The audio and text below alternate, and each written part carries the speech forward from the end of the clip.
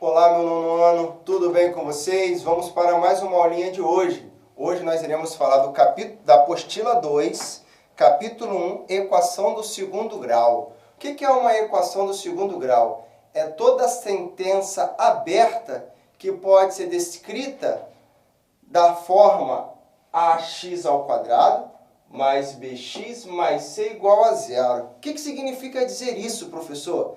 Significa dizer que eu tenho um coeficiente numérico elevado à incógnita x ao quadrado, mais o coeficiente numérico b elevado a x, mais um termo c. Esse termo é chamado de termo independente. Galerinha, não necessariamente a equação do segundo grau vai ter que ser na variável x. Pode ser qualquer variável. Pode ser x, y, w, z, j, qualquer variável, qualquer incógnita, desde que ela respeite essa modelagem matemática. X ao quadrado, x e c. Ou seja, a, b e c são coeficientes numéricos, e o c é um coeficiente numérico cujo nome dele é específico de termo independente. O que significa dizer que ele não depende da variável x para existir. E uma condição muito importante, para que a equação do segundo grau exista, o a, o coeficiente numérico a, ele sempre terá que ser diferente de zero. Por que, professor, ele tem que ser diferente de zero? Porque se ele for exatamente igual a zero, ele zera esse termo. Se ele zerar esse termo, eu acabo ficando com a equação do primeiro grau. Então, o meu a, ele não pode ser nulo. A partir do momento que o a for nulo, ele deixa de ser uma equação do segundo grau e passa para uma equação do primeiro grau. Ok, galerinha? Beleza. Só que a minha equação do segundo grau ela é classificada como completa ou incompleta. Quando a minha equação do segundo grau será completa? Ela será completa quando ela tiver os três coeficientes numéricos. Ou seja, quando ela tiver o coeficiente a, o coeficiente b e o coeficiente c. Por exemplo, aqui eu tenho 2x ao quadrado mais 3x mais 5. Se nós pararmos para analisar, quem é o coeficiente numérico a? O a é sempre o número que acompanha o x ao quadrado. Então, o meu a aqui, o meu coeficiente numérico a, é o 2. Então, a é o 2. Quem é o meu coeficiente numérico b? O b é o 3, que acompanha o x. E quem é o 5? O 5 é o meu termo independente, é o coeficiente numérico c. Então, o 5 é o c. Ok? Então, se nós pararmos para analisar, eu tenho o coeficiente a, o coeficiente b, o coeficiente c. Então, eu tenho os três coeficientes, logo essa equação do segundo grau é chamada de equação completa, porque ela tem os três coeficientes numéricos.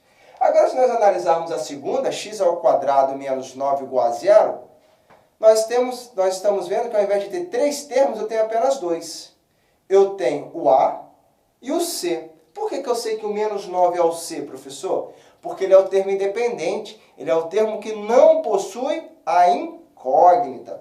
Então, se nós pararmos para analisar, o meu coeficiente numérico aqui não pode ser o x ao quadrado. X ao quadrado é parte literal. O coeficiente numérico, quando não aparece número nenhum, sempre, sempre será 1. Ok? Então, ó, o meu coeficiente numérico a vai ser 1. O b eu não tenho. Se o b eu não tenho, o meu coeficiente b é zero. E o coeficiente c? O coeficiente c vai ser igual a menos 9. Então, essa minha equação do segundo grau é chamada de incompleta. Incompleta porque falta o elemento c. Aliás, perdão, falta o elemento b, o b. O b aqui é zero. Se o b é zero, então ele não existe, ok? Então eu fico só com dois termos. A de baixo também ela é incompleta, da mesma forma. Eu tenho 3x ao quadrado mais 5x, está vendo? Agora eu tenho 3x ao quadrado e 5x. O a é o que acompanha o x ao quadrado. Então, o meu a é igual a 3. O meu b é igual a 5, porque o b é o número que acompanha o x. Eu tenho um termo independente ali? Eu tenho um coeficiente numérico sem incógnita? Não. Se eu não tenho, significa dizer que o meu C é igual a zero. Ok? Então, essa minha terceira equação do segundo grau, ela também é incompleta. Mas ela é incompleta porque eu não tenho o meu termo independente. Eu não tenho o meu termo C.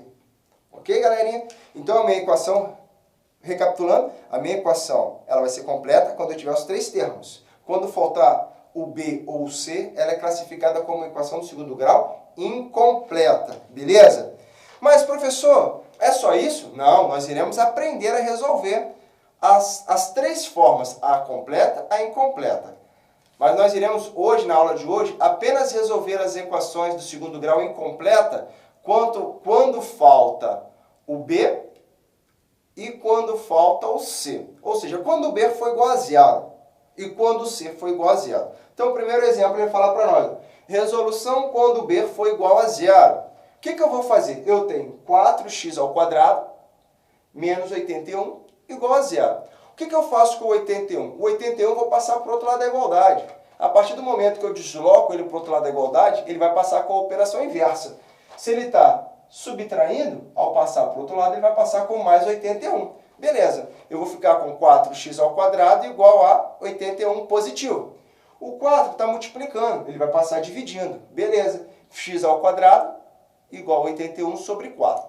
Mas e agora, professor? Agora eu tenho que lembrar daqueles conceitos que nós aprendemos na apostila 1. Qual foi o conceito? Lembrar que a operação inversa à potenciação é a radiciação. Se eu tenho uma raiz quadrada, aliás, se eu tenho uma potência de 2, eu tenho que passar uma raiz quadrada. Se eu tenho um expoente cubo, eu tenho que passar uma raiz cúbica. De acordo com o meu expoente, eu passo a minha raiz. No caso, nós estamos trabalhando com a equação do segundo grau, obviamente eu irei passar a raiz quadrada, ok? Então, eu vou passar a raiz quadrada. Mas quando eu passo a raiz quadrada, eu tenho que pensar o seguinte.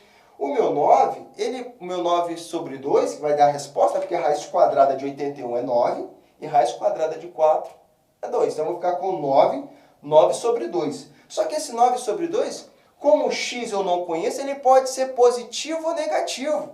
Então, eu tenho duas possibilidades. Então, sempre que eu tiver uma raiz quadrada, passar a raiz quadrada nela, fora, eu vou colocar aqui, ó, o sinal de mais ou menos. Por quê? Porque eu tenho duas possibilidades. Esse valor pode ser positivo ou negativo. Porque olha só, galera, vamos pensar. Eu tenho menos 9 sobre 2 elevado ao quadrado. Se eu tenho menos 9 sobre 2 elevado ao quadrado, eu vou ficar com mais 81 sobre 4. Ok?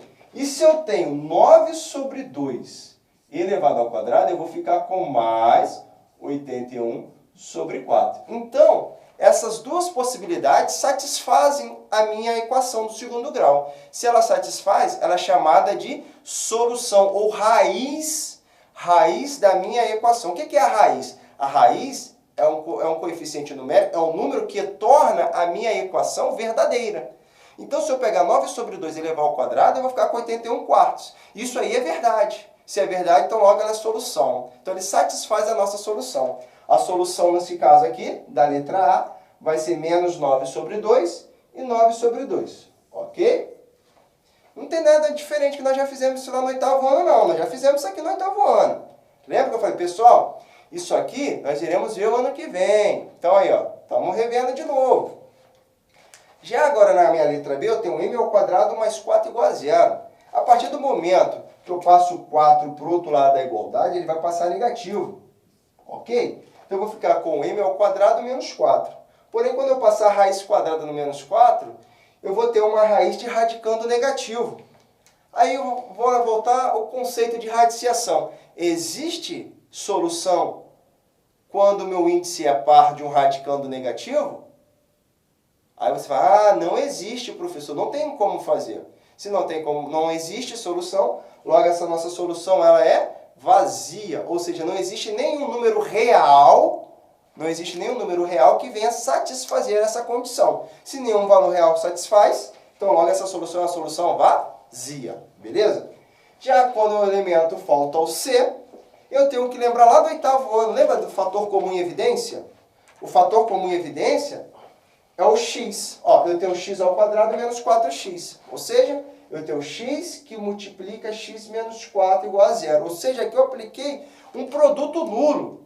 Lembrando o conceito do produto nulo nada mais é que a transformação de uma equação do segundo grau em duas equações do primeiro grau. É o que eu fiz, ó. Transformei uma equação do segundo grau em duas equações do primeiro grau. Então, logo eu vou ficar com x igual a zero e o outro valor vai ser o x menos 4 igual a zero. Quando eu passo o 4 para o outro lado, ele passa positivo. Então, logo os dois valores que irão satisfazer a minha equação é o 0 e o mais 4. O 0 e o mais 4. Beleza, galerinha? Então, tá aí as nossas resoluções quando b igual a 0 e c igual a 0. Espero que vocês tenham entendido. Beijo, beijo. Tchau, tchau. Até a próxima, galera. Tchau, tchau.